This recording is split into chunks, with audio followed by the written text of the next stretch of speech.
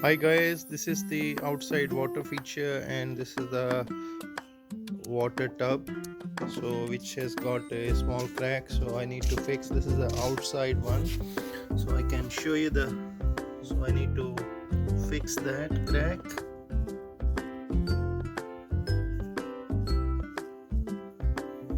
So I'm going to use this Selleys Storm Sealant, which is a waterproof seal on any material, wet or dry, indoor or outdoors. So I will be using that and I need a proper gun to use that.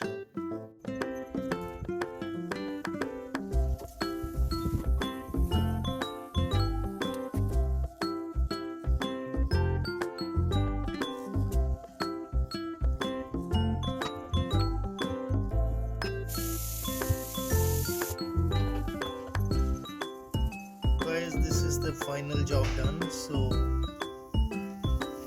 thanks for watching.